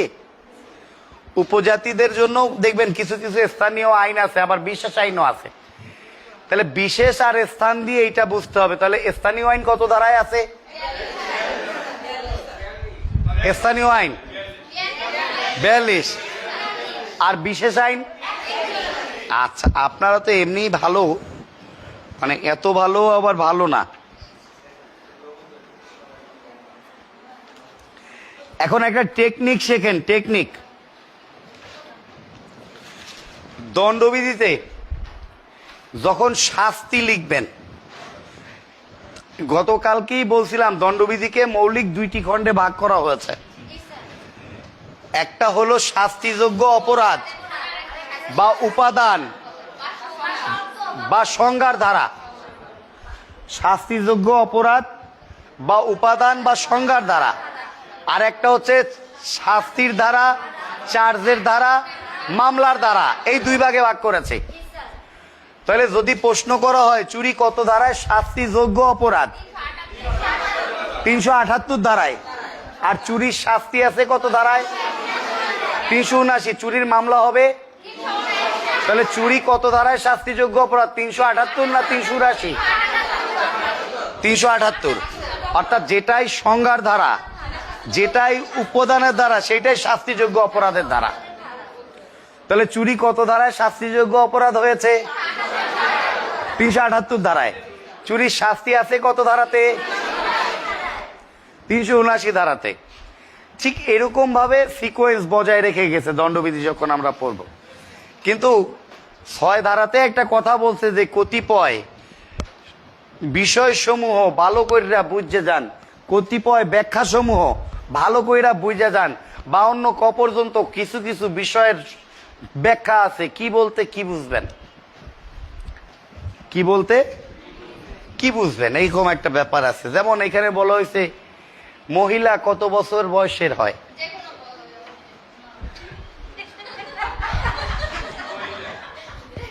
ও রাইট, কিন্তু আপনারা নিতে পারতেছেন না।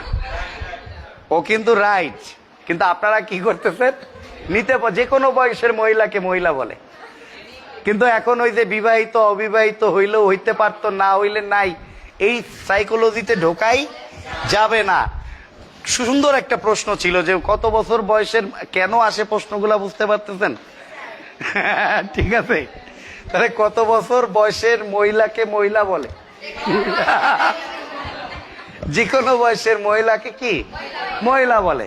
তো এখান থেকে এই কারণে প্রশ্নগুলো আসে। তাইলে সবগুলো আমার জানার কোনো দরকার নাই, কিছু কিছু জিনিস আমরা জানবো। এইটা দিয়ে দিব আপনার। এই বইটা কি পড়ছেন? ভালো না এটা, এই বইটা ভালো না, না ওটাতে লাভ হয় নাই। অনেকেই দেখছি ওইটা শেষে ওইটার প্রতি, ওইটা পড়তে পড়তে ওইটার প্রতি একটা মায়া তৈরি হয়, কিন্তু এত সিলি লেখাপড়া দিয়ে তো পাস হবে না।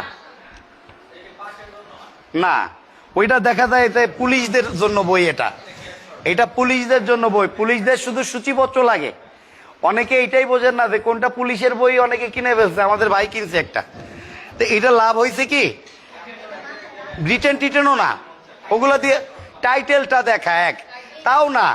পুলিশের আলাদা বই, ওদের ধাঁচি আলাদা, আমাদের সাথে মিলবে না। এই কারণে ওই বইগুলো পড়তে নিষেধ করি। আবার এই লাইনে অনেকে আছে পুলিশের বই কাইটা, আমার বই কাইটা একটা নতুন আধুনিক বই বানাইছে। দেখা গেছে পুলিশের লেখাপড়া তো আপনারা পড়েন না, ওইখানে দেখা যায় আরে স্যারে তো বিশাল জানে, কিন্তু সে দুইটা বই কাইটে একটা বই বানায় বিক্রি করতেছে। যাই হোক, এগুলো এমনি এমনি দোষ। তাহলে দেখেন, একটা হাস্যকর প্রশ্ন করি, আপনারা তো সবাই ছোট এখানে। তাহলে প্রশ্নটা হচ্ছে, দণ্ডবিধির লিঙ্গ আছে কত ধারায়? 8 ধারাতে। তাহলে দণ্ডবিধির লিঙ্গ আছে 8 ধারাতে, দণ্ডবিধির দণ্ড আছে 53 ধারাতে। এইটা সরকারি প্রশ্ন, কিন্তু দণ্ডবিধির দণ্ড আছে কত ধারায়? এখন আপনি যদি একটু ওই রাজার মতো একটু দুষ্ট হন, তাইলেই পরীক্ষার হলে শেষ এই সকল প্রশ্নে। যে দণ্ডবিধির লিঙ্গ আছে কত ধারাতে? 8 ধারাতে। আর দণ্ডবিধির দণ্ড আছে 53 ধারাতে। 5 প্রকারের দণ্ড আছে। এখন লিঙ্গ বলতে নারী পুরুষ উভয়কেই বোঝাবে। তাহলে এরকম লেখি, হি বা সি, হ্যাঁ, হি বা তিনি বা সে, হি বা তিনি বা সে, হি বা তিনি বা সে সর্বনামটি, তিনি বা সে সর্বনামটি।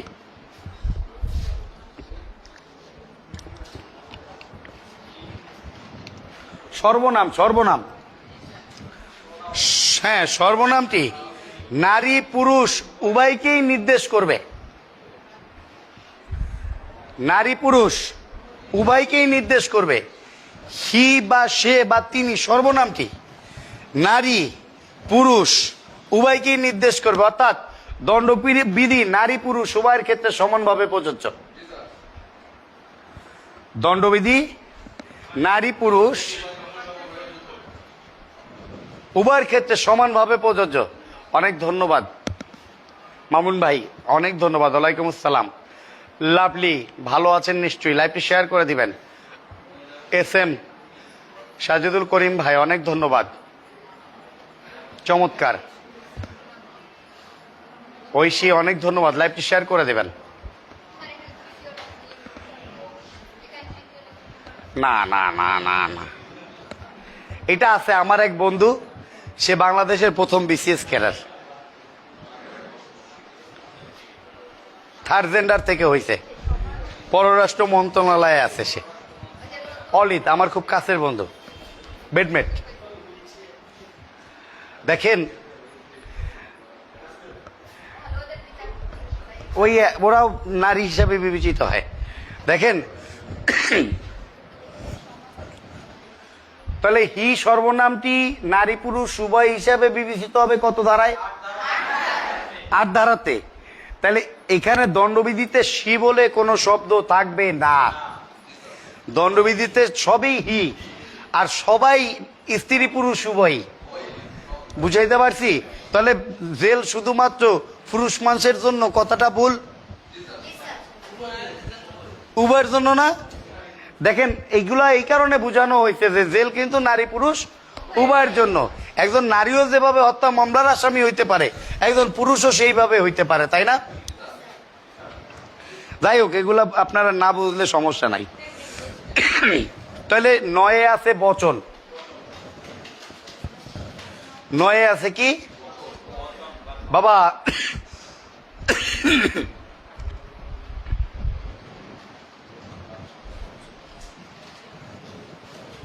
তা বচন কি নাম্বার? Singular number. তাহলে একজন যখন থাকবে তখন তাকে, আর যখন একাধিক থাকবে বাবা এইখানে তাই বলছে, যদি অপরাধ একজন ঘটে তাহলে একজন আসামি নিয়ে করবেন, আর যদি একাধিক থাকে তাহলে একাধিক আসামি নিয়ে করবেন। আমি বুঝাইতে পারছি? তাহলে এখানে আজীবনের মনে একটা টেকনিক শিখাই দেই। না, লেখার দরকার নেই, আজীবনের মনে কইছি, মানে মনে থাকবে। টেকনিকটা হলো, একজন থাকলে শুধুমাত্র ওই অপরাধের ধারা দিয়ে মামলা হবে, আর যখন অপরাধটি একাধিক হবে তখন এর সাথে 34 যুক্ত হয়ে যাবে, আর কোনো কিছু যুক্ত হবে না। কত যুক্ত হবে? তাহলে যদি একজন হত্যা করে 300 ধারা যুক্ত হবে, আর হত্যাটা যদি একাধিক ব্যক্তি করে 302/34। আমি কি বুঝাইতে পারি নাই?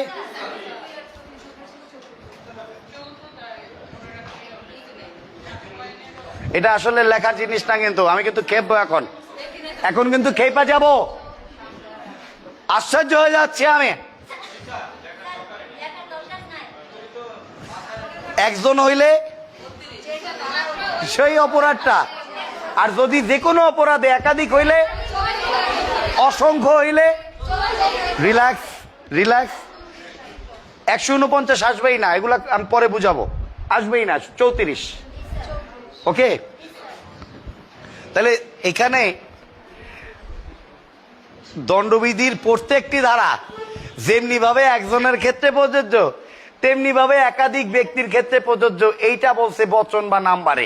আমি বুঝাইতে পারছি কথাটা? দণ্ডবিধির বচন যেমনি ভাবে একজনের ক্ষেত্রে প্রযোজ্য, তেমনি ভাবে একাধিক ব্যক্তির ক্ষেত্রে প্রযোজ্য। Relax relax. বিরক্ত হচ্ছেন? আমার কাজ আছে, আমার দরকার আসলেই তাই তো ছিল। আমি এতক্ষণ খুব ভাব দিয়ে ক্লাসে ঢুকছি যে খুব টাইম মতো ঢুকে গেছি, আমার দোষটা। হ্যাঁ, এসেছেন যখন খেয়ে যাবেন, কিন্তু খাবার কি সাথে আছে নাকি রান্না করবেন? 10 নরনারী, নারী পুরুষ।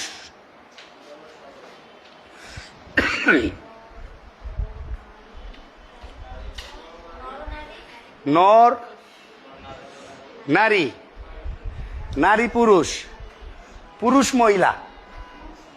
হ্যাঁ,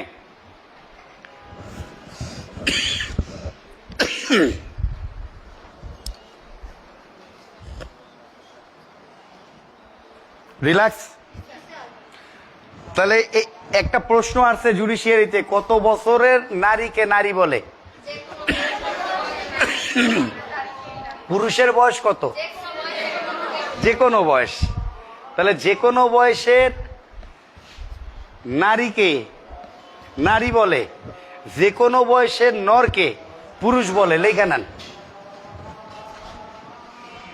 এইগুলা কিন্তু খুব সেন্সিটিভ প্রশ্ন, যে পুরুষ হয় কত বছর বয়সে। সেন্সিটিভ প্রশ্ন না? আর কপিলার কাছে তো পুরুষ হইতেই পারলো না।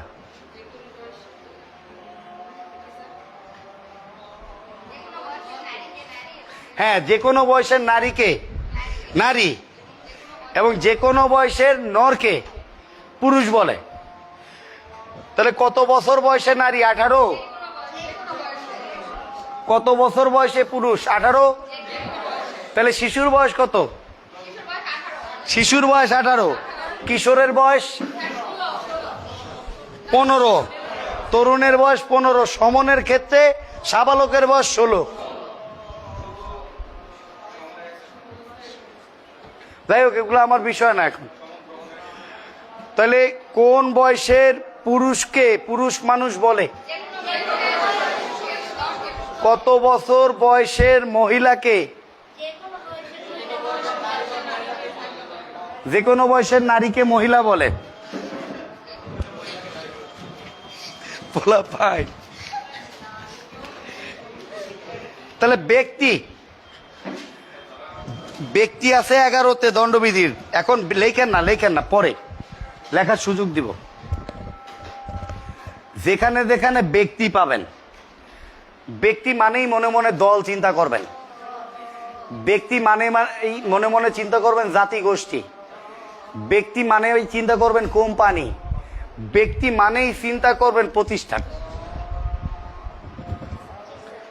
তার মানে এই ধারাটা যেমনি ভাবে ব্যক্তির ক্ষেত্রে প্রযোজ্য, তেমনি ভাবে দলের ক্ষেত্রে প্রযোজ্য, তেমনি ভাবে সংগঠনের ক্ষেত্রে প্রযোজ্য, তেমনি ভাবে গোষ্ঠীর ক্ষেত্রে প্রযোজ্য, তেমনি ভাবে দলের ক্ষেত্রে প্রযোজ্য, তেমনি ভাবে জাতির ক্ষেত্রে প্রযোজ্য।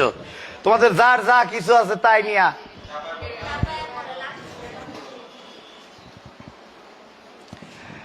তাহলে সমষ্টিবদ্ধ বা একক বা দলগত বা দলকে ব্যক্তি বলে বলা যায় না? তাহলে ব্যক্তি হলো সমিতি বা প্রতিষ্ঠান। হ্যাঁ, ব্যক্তি হলো সমিতি বা প্রতিষ্ঠান, আর বড় করার দরকার নাই। হ্যাঁ, কোম্পানি তো অবশ্যই। ব্যক্তি হলো সমিতি বা প্রতিষ্ঠান। 12 জনসাধারণ। তাহলে 8-এ কি পড়লাম? 8 লিঙ্গ। 9-এ কি পড়েছি? জেন্ডার। 10-এ পার্সন, ব্যক্তি। 11-তে ব্যক্তি, 10-এ কি? নরনারী। 10। কেমনে মিললো এটা? তাহলে 8 হচ্ছে লিঙ্গ, 9 বচন, 10 নারী পুরুষ, 11 12 জনসাধারণ, 14 রাষ্ট্রীয় কর্মচারী, 21 সরকারি কর্মচারী।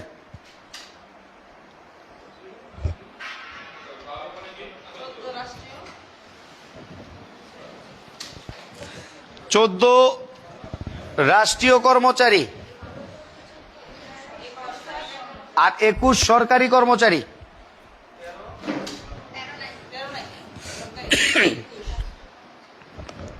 রিল্যাক্স।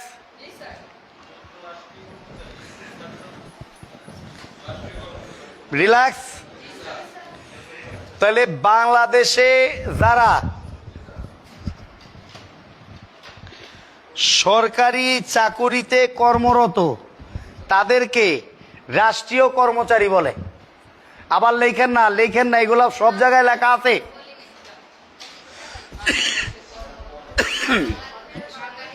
বাংলাদেশে যারা সরকারি কর্মচারী তাদেরকে রাষ্ট্রীয় কর্মচারী বলে।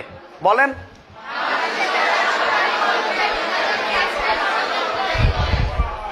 অর্থাৎ সরকারি কর্মকর্তা কর্মচারী চাকুরিতে যখন অব্যাহত থাকেন তখন তাকে রাষ্ট্রীয় কর্মচারী বলে। রিল্যাক্স। আর সরকারি বেতনভুক্ত যে কোনো ব্যক্তি সরকারি কর্মচারীর অন্তর্ভুক্ত। বুঝি নাই? সরকারি যে বেতন খায় বাংলাদেশ সরকারের, তাহলে বাংলাদেশের সরকারি কর্মচারীকে রাষ্ট্রীয় কর্মচারী বলে। এক কথায় শেষ। বাংলাদেশের সরকারি কর্মচারীকে রাষ্ট্রীয় কর্মচারী বলে, কথা শেষ। তাহলে রাষ্ট্রীয় কর্মচারী বলতে কি বোঝেন? বাংলাদেশের সরকারি কর্মচারীকে রাষ্ট্রীয় কর্মচারী বলে, কথা শেষ। দোষ।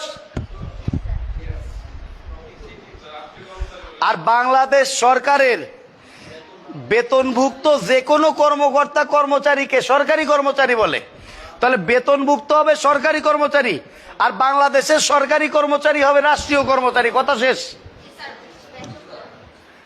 তাহলে একজন পিয়ন কি বেতন খায় না? একজন ফৌজি, যে পুলিশ আর্মি, এও তো বেতন খায়।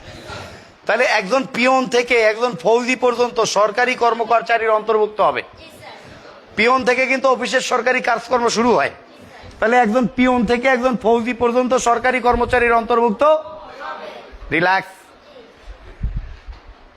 দণ্ডবিধিতে 21 ধারাতে সরকারি কর্মচারীর কথা বলা আছে। তাহলে 21 উল্টাইলে কি হয়? 12। ঠিক 21 ধারাতে 12 ধরনের সরকারি কর্মচারীর কথা বলা আছে, এটা মাথায় রাখতে হবে। 21 ধারাতে কয় ধরনের সরকারি কর্মচারীর কথা বলা আছে? 12 ধরনের সরকারি কর্মচারীর কথা বলা আছে। আর রাষ্ট্রীয় কর্মচারী কত ধারায় আছে? 14। সরকারি কর্মচারী কত ধারায় আছে? বাংলাদেশের সরকারি কর্মচারীকে কি বলে? থ্যাংক ইউ, রাষ্ট্রীয় কর্মচারী বলে। এইটাই এমসিকিউ আকারে তুইলা দিলে কিন্তু কল্যাণাই হয়ে যাবে। হ্যাঁ, বলবে মানুষের কল্যাণে কাজ করে।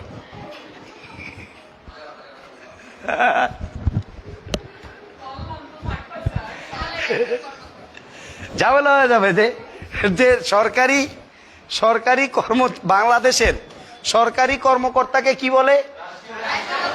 আর বেতনভুক্ত সরকারের বেতনভুক্ত যে কোনো কর্মচারীকে কয় ধরনের সরকারি কর্মচারী আছে? তাহলে বাকিগুলা ইনশাল্লাহ কালকের ক্লাসে আমরা পড়ে নিব। ধন্যবাদ সবাইকে। লাইভটি শেয়ার করে দিবেন এবং লাইভটি শেয়ার করে নিজের ওয়ালে রাখতে পারেন। এর আগের লাইভটি দেখতে পারেন এবং পরবর্তী লাইভ পেতে পেজটি ফলো করে রাখতে পারেন এবং ফেভারিটে দিয়ে রাখতে পারেন। ধন্যবাদ সবাইকে।